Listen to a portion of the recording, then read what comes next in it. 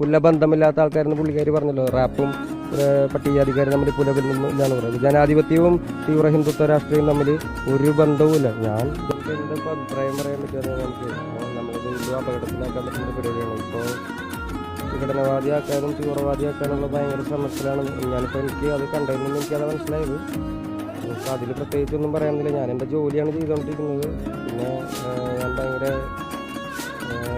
എന്താ പറയുക, ജാതി വെറിപൂണ്ട സംഗീതങ്ങളാണ് ഉണ്ടാക്കുന്നതും എന്നൊക്കെയാണ് ഇവർ ആരോപിക്കുന്ന ഒരു കാര്യം. വെട്ടിമാരനും പാരഞ്ചിത്തും സിനിമ ചെയ്യാൻ തുടങ്ങിയപ്പോൾ ഇവർ വന്നതിന് ശേഷമാണ് ഇവിടെ ജാതീയത ഉണ്ടായത് എന്ന് പറയപ്പെടുന്ന ആ ഒരു ഐഡിയ ഉണ്ടല്ലോ. എനിക്ക് അതുമായിട്ട് അത്ര ബന്ധമുള്ളതാണ് എനിക്ക് തോന്നുന്നത്.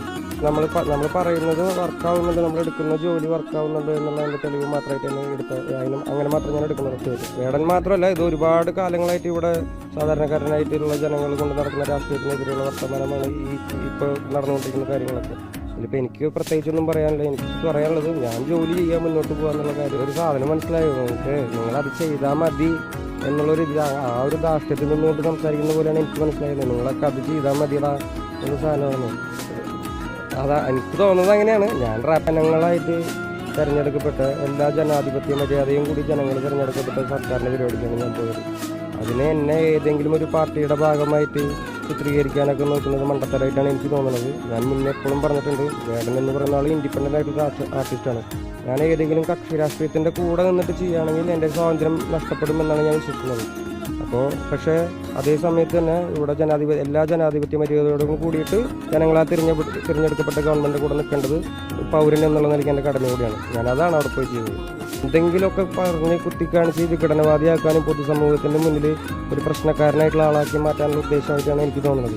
എന്നെ കാണുകയും കേൾക്കുന്നത് നിങ്ങൾക്കറിയാം ഞാൻ എന്തിനു വേണ്ടിയാണ് ജോലി എടുക്കുന്നത്.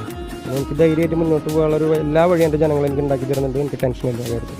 ഞാനിത് 2-3 ആൾക്കാരിങ്ങനെ പറയണ കേട്ടു, എനിക്ക് വിദേശ ഫണ്ടുകൾ വരുന്നുണ്ട്, വിദേശ ഫണ്ടുകളൊക്കെ ഒന്ന് ചെക്ക് ചെയ്യണം എന്നൊക്കെ. ഇത് ഗവൺമെൻറ്റിൻ്റെ ഒരു തെളിവോട് ഒരു രേഖയിലില്ലാത്ത ഒരു കാശും എൻ്റെ കയ്യിലില്ല എന്നുള്ള കാര്യം എനിക്ക് ഉറപ്പ് പറയാൻ പറ്റും. കാരണം ഞാൻ ഇവിടെ തന്നെ ഷോ ചെയ്ത് നിങ്ങളുടെ മുന്നിൽ ഷോ ചെയ്ത് നിങ്ങൾ തരുന്ന കാശ് കൊണ്ടാണ് ഞാൻ ജീവിക്കുന്നത്.